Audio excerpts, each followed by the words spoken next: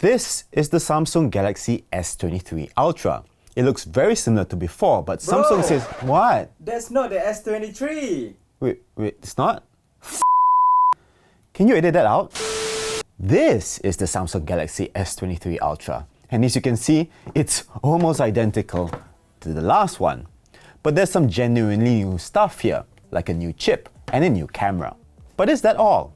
And is Samsung running out of ideas with its flagships? All this and more in this review of the S23 Ultra.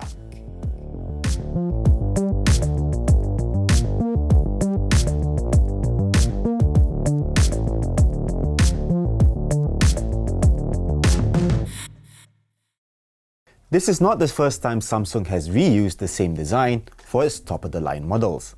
We saw the same thing with the S6 and S7 and the S8 and S9. But the company's lineup of flagship phones is wider than ever before, and they all haven't changed. And so, if the S23 Ultra, the Z Fold 4 and the Z Flip 4 look basically like the S22 Ultra, Z Fold 3 and Z Flip 3, you start to wonder if Samsung has lost its way. But pick up the S23 Ultra and you notice the difference straight away. The edge display is still there, but the flat surface is pushed further outwards, so only the extreme edges are curved. The sides are also flatter, and that makes the phone feel much boxier than before. The S22 may look like a sleeker phone, but the S23 actually feels more comfortable in your hand because it's easier to grip. This subtle change would have cost Samsung millions, and it means older cases won't work. Which begs the question, why did Samsung bother with all this effort only to make the phone look the exact same? Oh, but just because the S23 Ultra is slightly easier to hold doesn't mean it's not still a pain in the ass to use every day. Let's not forget, this is a big and heavy phone, and the curved screen and polished aluminium frame means it's still slippery. But all that effort is worth it for this display. It's a ginormous 6.8-inch AMOLED panel with a 1440p resolution, a 120Hz adaptive refresh rate, and 1750 nits of peak brightness. And it's just as sharp and as vivid as before. In other words, it's basically the same display as the S22 Ultra. But because it curves ever so slightly less, the colors don't run so much at the edges because the viewing angle doesn't fall off so dramatically. I will say that I do still get a few false touches at the edges, which is a bit annoying. One thing new about this display is that it's the first to come with Gorilla Glass Victus 2, which is not only claimed to be more resistant to drops on rough surfaces like concrete, but also uses up to 22% recycled glass. You should probably still get a case though, just in case. But of course, the real reason why you buy an Ultra is the S Pen. This is the second generation of Samsung's Note replacement, and it works as well as ever. There's very low latency, thanks to excellent prediction, and it comes with all of the same perks, like screen-off memos, handwriting recognition, and air commands. It's the best it's ever been, but it's also the same as it was last year. You can say the same thing about a lot of the S23 Ultra. It has a 5000 mAh battery, 45W fast charging, 15W wireless charging, reverse charging, and IP68 water resistance. All standard high-end flagship stuff. But after years of continuous improvement, you get the feeling that, like all other manufacturers these days, Samsung is starting to stagnate. You still don't get extremely high-powered charging like a lot of the Chinese manufacturers these days, and the fingerprint reader still takes a second to unlock your phone. However, the company has made a big leap in three key areas. The first is the brand new Qualcomm Snapdragon 8 Gen 2 chip. It's been customized for this application with a higher clock speed for the Prime core and an upgraded GPU. On Geekbench, the S23 Ultra is quite a bit faster than the vanilla 8 Gen 2 in the OnePlus 11, at least when it comes to single-core performance. The difference isn't so great in multi-core performance, which leads me to believe that the phone is throttling back the CPU a bit if you're not in the game. Speaking of which, the S23 Ultra handles games reasonably well. Wreckfest looks and runs amazing, and I saw no slowdowns at the maximum graphic settings, even at 60 FPS, which even the base PS4 couldn't run. Wreckfest was featured prominently in the S23's advertising though, so it's probably been specially optimized for this device. I still encountered some stutters while I was playing Genshin at max settings, so there's that. One area where Qualcomm says it has made big gains over the S22's 8 Gen 1 is power efficiency, and I've been pleasantly surprised by the battery life on the S23 Ultra. Even with 1440p resolution, 120Hz refresh rate, and the always-on display turned on, I managed to hit around 6.5 hours of screen time by the time the battery dropped to 20%. But what's most impressive is that the phone remains efficient when gaming. Even when I was playing for a sustained period, I was able to hit close to 6 hours before it finally conked out. Then there's One UI 5, which is still one of the best Android skins out there.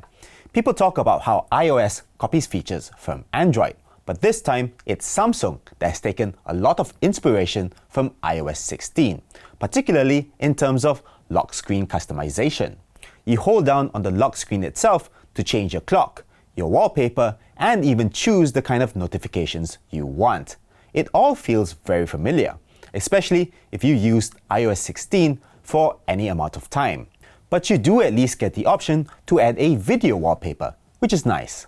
There's also a sleep mode now, and in One UI 5.1, you can now hold down on the subject of an image to make stickers. This may all seem like slavish reproduction of iOS features, but they do make living with a Samsung phone better than almost every other Android device out there.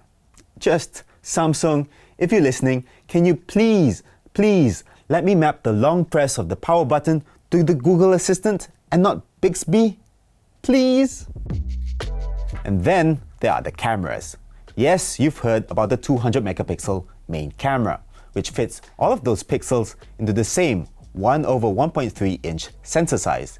It still bins down to a 12.5 megapixel image, so the effective pixel size is still the same. But the main benefit is that you get more detail out of this sensor. There's also a larger f1.7 aperture, along with 2 times wider optical image stabilization. It also has quad-pixel autofocus that's supposed to be more accurate, as well as a Qualcomm AI-driven image signal processor to improve low-light performance. And the results are insane. Obviously, Samsung has gone overboard with the sharpening and the saturation because it's Samsung. It's clear the company is working overtime on the processing. Check out these 2 photos taken on the S23 Ultra, one with the standard camera app, the other from the Expert RAW app, which applies less processing. Quite apart from the sheer level of sharpening and color boosting, you can also see that Samsung has corrected the chromatic aberration in the corners. That's besides the point. The important thing you need to know is that the S23 Ultra shoots clean photos with vibrant colors and a great amount of detail and contrast. And you can still take 50 megapixel and 200 megapixel images if you want. I mean, look at the detail on this rabbit here. The obvious downside is that you end up with enormous 20 megabyte files, more if you shoot RAW. That's a lot. White balance is also generally very good, skewing ever so slightly warmer indoors, and the colors are remarkably consistent across all 5 cameras. Let's talk about those other cameras. The 12 megapixel ultra-wide, 10 megapixel 3x telephoto, and 10 megapixel 10x telephoto have very similar hardware to before, but computational upgrades mean they deliver slightly more detail compared with the S22 Ultra. The ultra-wide and especially the 10x telephoto are a little soft, but they definitely still take very usable photos. The selfie camera, on the other hand, is now a 12 megapixel unit shared with the rest of the S23 series. That may seem like a downgrade from the 40 megapixel shooter on the S22 Ultra, but trust me, that's a good thing. It finally offers Super HDR now, so there's more dynamic range, even though you do lose out on some fine detail. The S23 Ultra also takes decent videos with good detail and exposure control, but they're definitely still a little bit choppy compared to the iPhone benchmark. 8K video is also more usable now, thanks to the main camera's ability to pixel bin down to 50 megapixels. That means the 8K or 33 megapixel crop is less zoomed in than before, whereas the S22 Ultra had to take a tiny crop of the massive 108 megapixel sensor. Samsung's Super Steady mode is also noticeably improved and actually beats the iPhone 14's action mode that was new last year. Just look at how stable this footage looks. But I haven't even talked about the two biggest changes over the S22 Ultra's camera. The improvements in image processing and OIS mean that Samsung is able to push its night mode, which it still insists on calling nightography, to greater heights. The S22 Ultra already took bright photos in the dark, but the images from the S23 Ultra are brighter still. I mean, some of these photos could pass off as evening shots. But even though Samsung claims the 200 megapixel sensor can absorb more light without overexposing the photo, I saw quite a lot of bloom in the highlights, which was very surprising. But if you want to really wow your friends, look no further than the vastly improved space zoom. It still combines both the main camera and the 10x telephoto for digital zoom.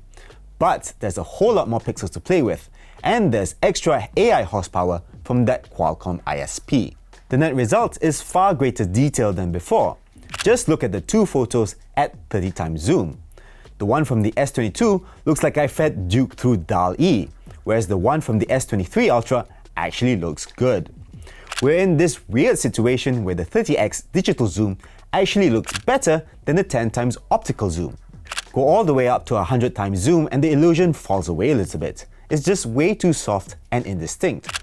But you can still get some very impressive results.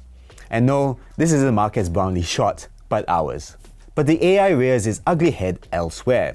Here you can see that it's painting detail that just isn't there. And then there are these shots in almost total darkness. The S22 Ultra is definitely putting in more light than what was actually there. But it isn't adding what it can't see, and the photo does look kinda nice. But the S23 Ultra washes out the whole photo in the service of adding more light. And what's with all these lines on the boxes? I mean, there are actually words on here. Obviously, these are fringe cases, and we're clearly pushing the limits of this ISP. But it kinda sums up what we think about the general performance of these cameras. Most of the photos look super processed, and maybe that's what most people like. But my girlfriend prefers the more natural look of her iPhone, and she isn't a camera nerd like I am. But that's just personal preference. The truth of the matter is, outside of the same old design and the same old feature set, this is a genuine improvement over the S22 Ultra in most of the ways that matter. And yes, the cameras do go over the top sometimes. But if you're paying 6,000 to 7,000 ringgit on a phone, you would want a camera that you can show off to your friends. I know it's hard to escape the fact that the entire smartphone industry is either standing still or actually pulling back on some of its innovations. But Samsung has made some bold changes this year that many people will really like. Just don't mix these up like I did. Thank you so much for watching this review of the Samsung Galaxy S23 Ultra. I want to know what you think. Do you agree with what I said? Do you think the cameras are good, or you still prefer the look of the iPhone 14 Pro? Let us know in the comments down below. If you enjoyed this video, give us a thumbs up, subscribe to our YouTube channel, and ring the notifications bell icon so you don't miss any of our future videos. As always, stay awesome. I'll see you in the next one. Bye bye.